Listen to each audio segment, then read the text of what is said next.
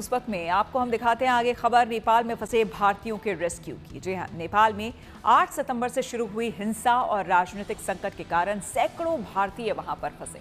इनमें ज्यादातर पर्यटक, इलाज करवाने गए मरीज या उनके परिजन शामिल हैं। इनमें महिलाएं, बच्चे और बुजुर्ग भी हैं। हालांकि धीरे धीरे हालात सामान्य हो रहे हैं और कुछ लोग सुरक्षित देश वापस भी आ चुके हैं, लेकिन अभी भी कुछ लोग फंसे हुए हैं जिन्हें निकालने की पूरी कोशिश की जा रही है। इसके साथ ही सुरक्षा के लिहाज से नेपाल से सटे इलाकों को सील कर दिया गया है।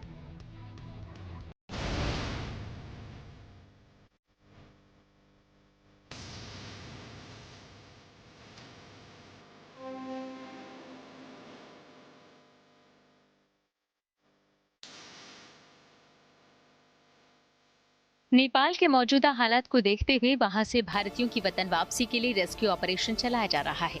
नेपाल में फंसे भारतीयों को सुरक्षित निकालने का सिलसिला शुरू हो चुका है। नेपाल के अलग अलग शहरों से लोगों को निकालने की कोशिशें जारी हैं।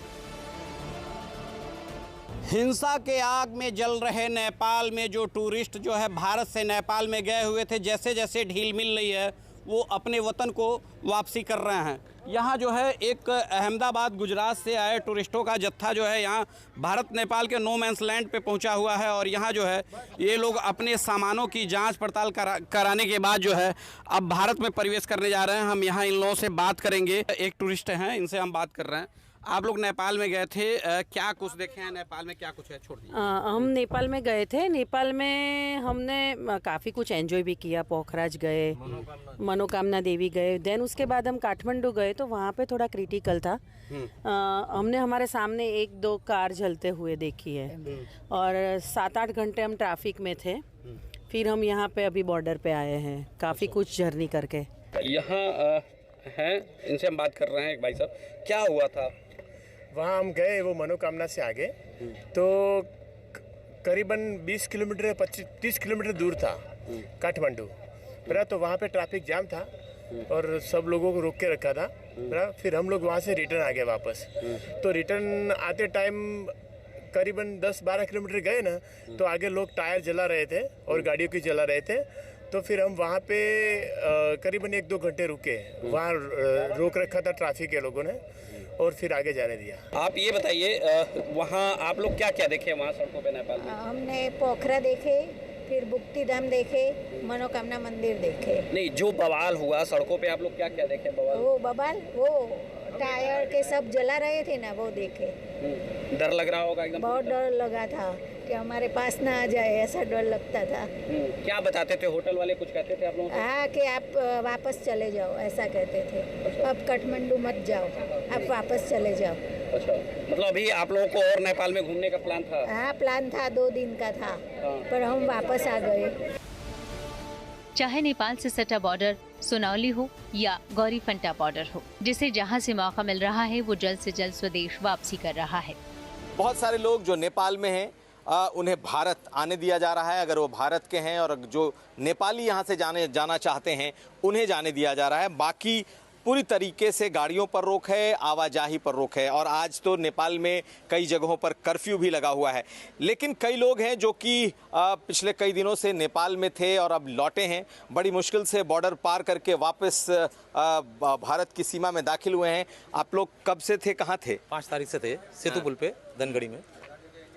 तो क्या माहौल था वहाँ? बहुत बुरा हाल है, सब तरफ गाड़ियाँ जलाई जा रही हैं, सरकारी ऑफिस फोड़ दिए जा रहे हैं सारे, पूरे में आग लगी है। इवन भंसार ऑफिस पे भी आग लगी हुई है। 2 दिन से ट्राई कर रहे हैं। तो आज जाके मिलिट्री ने जब लिया है टेक ओवर, तब मिलिट्री से बात करके कंसर्न करके तब बॉर्डर से अपने आप पे वापस आ पाए हैं। तो मिलिट्री के आने के बाद से अब आसान नहीं स्थिति? हाँ, अभी शांत है बिल्कुल, लेकिन कोई भी गाड़ियाँ नहीं चल रही हैं। ये इकलौती 4 व्हीलर गाड़ी है जो वहाँ से यहाँ आई है। और भी कई लोग हैं अपनी अपनी गाड़ियों से लौटे हैं। आप लोग खुशकिस्मत हैं, मुझे लग रहा है कि जो लौट पा रहे हैं। बाकी तो फंसे हैं लोग वहाँ। फंसे हैं सर, बिल्कुल फंसे हैं। अच्छा माहौल है, जब से आर्मी यहाँ से आई है, नेपाल आर्मी आ गई है।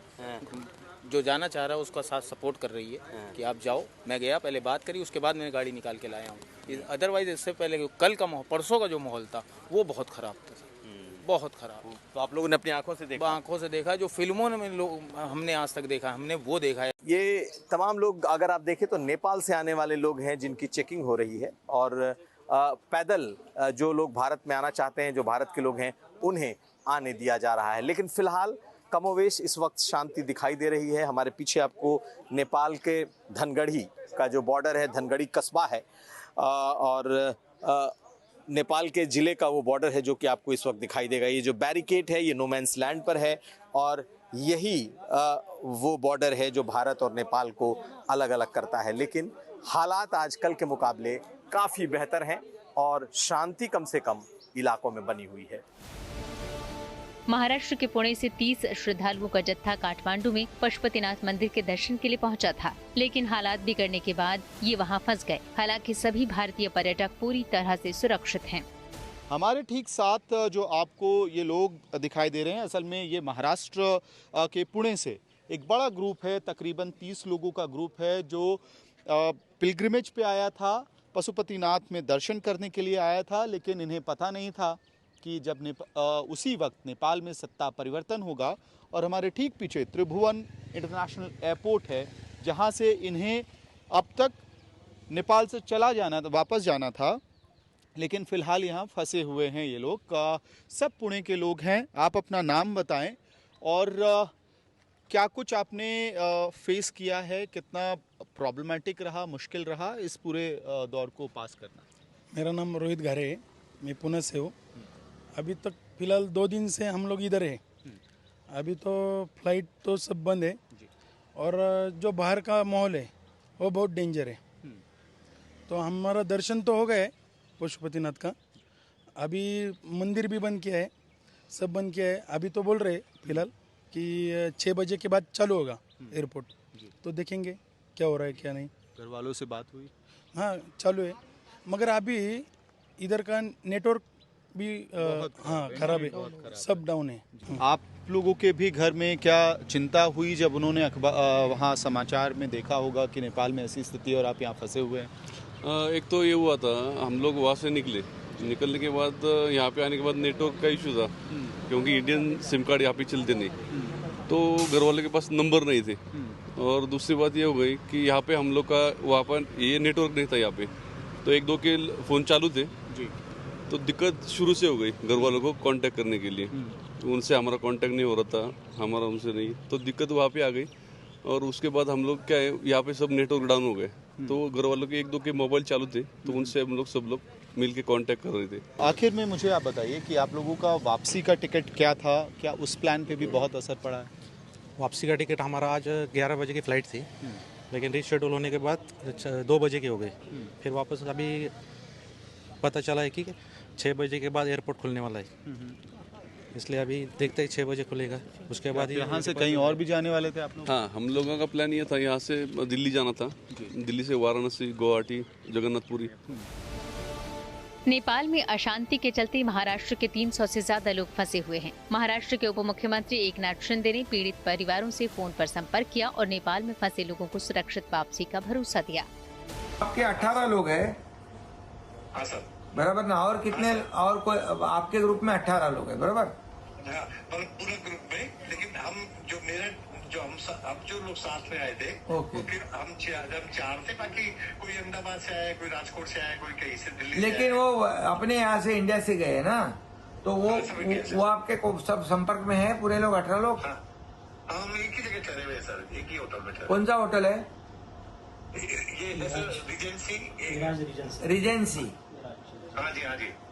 ओके, ठीक है। हमारे लोग आपके संपर्क में रहेंगे और जो भी अच्छा सेफ पॉसिबल है वो सब करके हम लोग। कैलाश मानसरोवर यात्रा पर निकली राजस्थान के भरतपुर के बयाना विधानसभा सीट से निर्दलीय विधायक ऋतु बनावत और उनके पति ऋषि बंसल भी चीन नेपाल बॉर्डर पर फंस गए हैं। फिलहाल नेपाल में हालात बिगड़ने से यात्रा रोक दी गई है, हालांकि वो सुरक्षित हैं और प्रशासन के लगातार संपर्क में हैं। इस बीच खबर आई कि नेपाल के हिल्सा में एक भारतीय महिला श्रद्धालु को ब्रेन स्ट्रोक आ गया। खबर मिलते ही हिल्सा जिला प्रशासन ने महिला को अस्पताल में भर्ती करवाया, लेकिन मरीज की हालत को देखते हुए हिल्सा जिला प्रशासन ने एयर एम्बुलेंस का इंतजाम किया और भारत में उनके घर भिजवाया। वहीं गुड न्यूज ये है कि एयर एम्बुलेंस का खर्चा 6.5 लाख रुपए आया, जो नेपाल ने ही उठाया। इस मिशन के दौरान एक वक्त ऐसा भी आया जब रोड खराब होने की वजह से हेलीकॉप्टर तक पहुंचना मुश्किल लग रहा था। तब नेपाली सेना के जवानों ने महिला को अपने कंधे पर उठाकर हेलीकॉप्टर तक पहुंचाया। बताया जा रहा है कि कई मानसरोवर यात्री भी वहां फंसे हुए हैं। कैलाश मानसरोवर से दर्शन कर लौटते समय नेपाल चीन सीमा के हिल्सा बॉर्डर में अयोध्या के 9 श्रद्धालु फंसे हुए हैं। हालांकि सभी श्रद्धालु अपने परिजनों से संपर्क में हैं, लेकिन परिवार वाले बेहद चिंतित हैं। अब उनकी यही आस है कि सरकार जल्द से जल्द उन्हें भारत वापस लाए।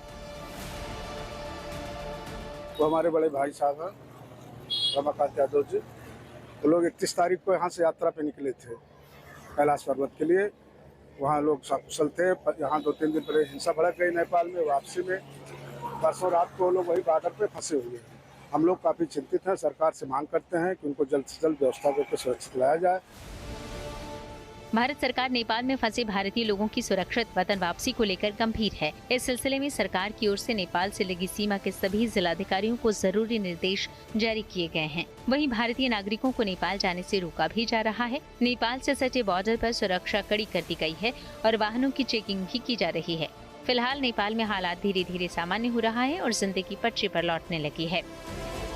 आनंद से हिताली शाह, सोनौली बॉर्डर से अमितेश त्रिपाठी, गौरीपंटा बॉर्डर से कुमार अभिषेक के साथ काठमांडू से Amit Bhardwaj, good news today.